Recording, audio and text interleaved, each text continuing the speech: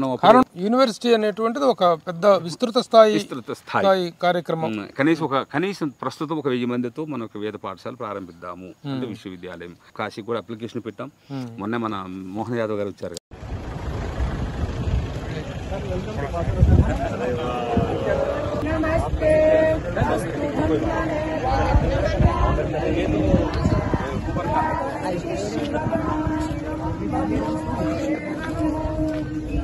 చిత్రకేతు ప్రభానాభాన్ సంభా దర్శా దృష్ట్వా దర్శత విశ్వరూపా సుదర్శన.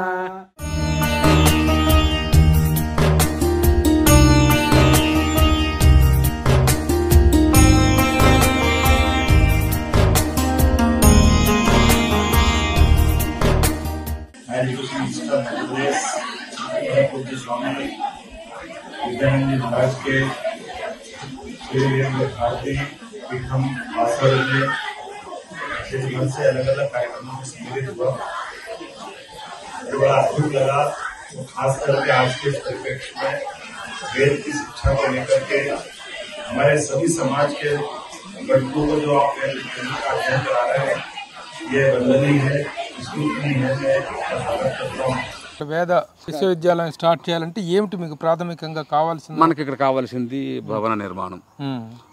ఇక్కడ చేయాలన్నా ఇక్కడే బాసరే కదా, అమ్మవారు తీసుకొచ్చారని మన ఇక్కడి నుంచి ఇంకా కదలం. ఇక బాసర్లోనే భవన నిర్మాణం, తర్వాత పిల్లలకు భోజన వ్యవస్థ, తర్వాత అధ్యాపకులు, అవన్నీ మనం 2-3 సంవత్సరాలు బాగా నడిపిస్తే కాశీ నుండి అవి మీకు ఇవ్వగలిగినటువంటిది ప్రభుత్వమా దాతలే అంతే. ప్రభుత్వం దగ్గర నుంచి ఆ స్థాయి సహాయం వస్తుందన్న ఆశ కానీ అది కానీ లేదు, వాళ్ళకి అవసరం లేదు. మనం వాళ్ళ చేతిలో పెట్టలేము. మళ్ళీ వాళ్ళ చేతిలో పెడితే మళ్ళీ అక్కడ రాజకీయం. కాబట్టి ఎవరైనా సహాయం చేస్తే మాలాంటి వాళ్ళు నడిపించవలసిందే తప్ప ప్రభుత్వాలు నడిపించాలనుకుంటే ప్రతి స్కూల్లో వేద సబ్జెక్ట్ పెట్టండి. దీనికి మేము భక్తులతో చేసుకుంటాం. వాళ్ళు ఎవరు ప్రభుత్వాలకి ఎన్నో నియమాలు ఉంటాయి కదా, వాళ్ళ ఇబ్బందులు వాళ్ళకు ఉంటాయి కాబట్టి వాళ్ళు కూడా పర్సనల్గా ఇవ్వచ్చు. కానీ ప్రభుత్వం తరపున ఇస్తే వాళ్ళకి ఎన్నో ప్రశ్నలు వస్తాయి. కాబట్టి ప్రభుత్వంతో కోరుకున్నది ఏంటంటే మొట్టమొదటగా మన దేశము మన ప్రజలు పార్టీలకు సంబంధం లేకుండా అందరం బాగుండాలంటే ప్రతి స్కూల్లో వేదం యొక్క సబ్జెక్ట్ ఒకటి ఉండాలి. తెలుగు వల్లే, ఇంగ్లీష్ వల్లే, మ్యాథ్స్ వల్లే, సైన్స్ వల్లే వేదం సబ్జెక్ట్ ఒకటి ఉండాలి. అంటే ఏబిసిడి నుంచి ఏ విధంగా చెప్పిస్తున్నామో అదే విధంగా వేదం కూడా అగ్నిమీల నుంచి ప్రారంభం కావాలి. ప్రభుత్వాలకి ప్రతి వాళ్ళకి కూడా తెలియజేసేది ఇదే, మీ పిల్లలను ప్రతి పాఠశాలలో కూడా చేర్పిస్తున్నారు కాబట్టి అక్కడ వేదాన్ని ఒక సబ్జెక్ట్గా చదివించండి. లేకపోతే ఈ చదువులన్నీ కూడా ఒక సమయంలో నిరర్థకం అయిపోతాయి.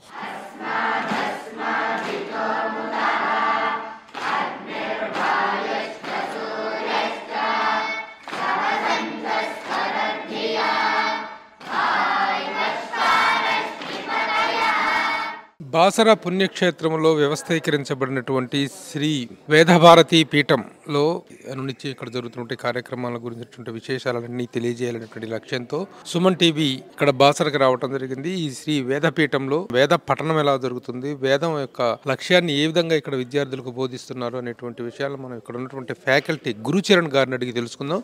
గురుచరణ్ గారు నమస్తే అండి.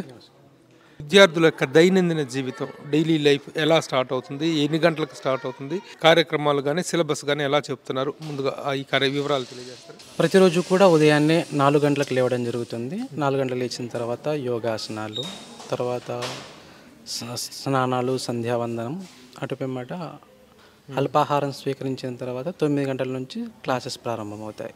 9 నుండి 12 వరకు క్లాసెస్లు ఉంటాయి.